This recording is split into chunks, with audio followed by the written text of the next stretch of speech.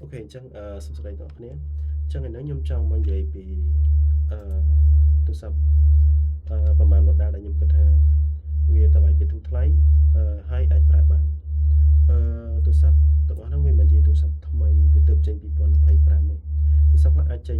យូរដែរគ្រាន់តែថាវានៅល្អប្រើខ្ញុំលើកឧទាហរណ៍ទី1គឺGoogle Pixel 6អញ្ចឹងឬក៏យើងហៅថា Google Pixel 6ហ្នឹងអញ្ចឹងដូចយើងបានដឹងស្រាប់ហើយថាGoogle Pixel 6គឺជាទូរស័ព្ទរបស់ Google ដំបូងបំផុតដែលវាប្រើប្រាស់ជាមួយនឹងTensor chip ហើយចំណុចល្អមួយទៀតរបស់ទូរស័ព្ទ Google ហ្នឹងគឺថាដោយសារតែ OS ឬក៏ operating system របស់វាហ្នឹងគឺវាបង្កើតឡើងដោយ Google ផ្ទាល់អញ្ចឹងដូចខ្ញុំឧទាហរណ៍ដូច Pixel 6មិនថា Pixel 6ទេសូម្បីតែទូរស័ព្ទ Pixel 3ក៏ Pixel 2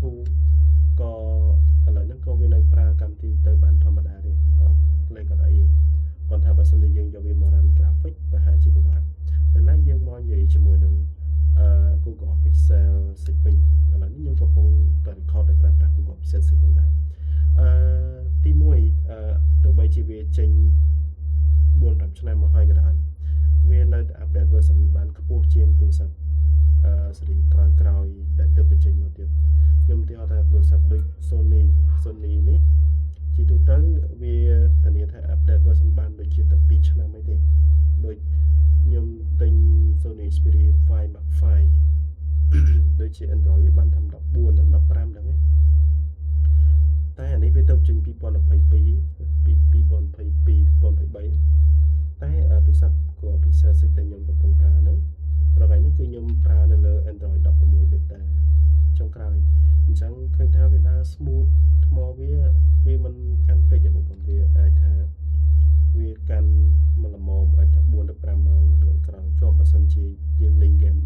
ដូច mobile អីចឹងអាចបាន4-5ម៉ោងជាប់ដែរអញ្ចឹងបាន4-5ម៉ោងដែរនៅលើ screen ណាមួយទៀតទូរស័ព្ទIQ អញ្ចឹងដូចអ្នកទាំងអស់គ្នាដឹងស្រាប់អញ្ចឹង IQ គឺជាទូរស័ព្ទដែលគេផ្ដោតទៅលើកម្លាំងម៉ាស៊ីនទៅលើ gamer វាជា sub brand របស់ Vivo ឯងគាត់ថាIQ គឺល្អប្រើមែនតាំងពី IQ 8នេះខ្ញុំទិញ100បន្តិច140 150ហ្នឹងវាប្រើ Snapdragon 8 3ដើមឯងប៉ុន្តែបើនិយាយពីថ្ម 5000 mAh នៅលើ IQ ហ្នឹងខ្ញុំលេង Mobile Legends ប្រហែលជា10ហ្គេមថ្មស្រកប្រហែលជា45%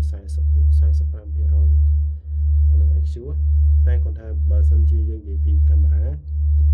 វាអត់ដូច Pixel 6ទេព្រោះ Pixel 6ដូចយើងនិយាយកាមេរ៉ាវាច្បាស់អញ្ចឹងនេះខ្ញុំអត់ប្រៀបធៀបជាមួយនឹងPixel 6ទៅជាមួយនឹង device ផ្សេងទេខ្ញុំនិយាយថាពី IQ ទេ IQ ហ្នឹងដូច IQ 8ដែលខ្ញុំនិយាយមុនហ្នឹង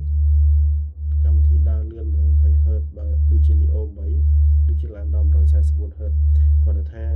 144Hz ហ្នឹងនៅពេលដែលយើងលេងហ្គេមដែលមាន frame rate ដល់ប៉ុណ្្នឹងទេតែបើសិនជាយើងរ៉ានកម្មវិធីទូទៅវារ៉ានលើ 120Hz ដូចគ្នាទេអាហ្នឹងIQ ពួក IQ សូម្បីតែ IQ 7តែវាពិបាកជាងទេវាពិបាកនឹងថានៅលើទូរស័ព្ទ IQ វាដូចតម្លៃដែលធូរថ្លៃគឺពីចាយ version ចិនversion ចិនដូចបងប្អូនដឹងស្រាប់ហ្នឹងវា notification វាអត់មានបញ្ហាទេតែគាត់ថាពេលខ្លះដល់យើងចូលទៅ set វាដែរវាអត់ស្រាប់ដូចរបៀបវាអត់មកស្រាប់ដូចPixel ដូច iPhone ដូច Samsung អីទេវាទូរស័ព្ទចិនវាបាក់ចឹងតែគាត់ថាវាលោតទេបើយើង set up ហើយវាលោតមកធម្មតាទេវាអត់បញ្ហាទេទូរស័ព្ទមួយទៀតបើយើងមើលឥឡូវហ្នឹងអាចថា Samsung S21 Samsung S21 វារៀងពិបាកដោយសារតែថ្មវាតូចហើយអេក្រង់វាច្បាស់ហើយមួយទៀត fingerprint របស់វាក៏លឿនដែរដូចអ្នកដឹងស្រាប់ចឹងអានឹងវា ultrasonic អញ្ចឹង ultrasonic ហ្នឹងវាជាទូទៅដើរលឿនមែនតើសម្រាប់ការ scan ហើយបើយើងនិយាយកាមេរ៉ារបស់វាក៏នៅច្បាស់នៅប្រើការបានដែរហើយកម្លាំងម៉ាស៊ីនវា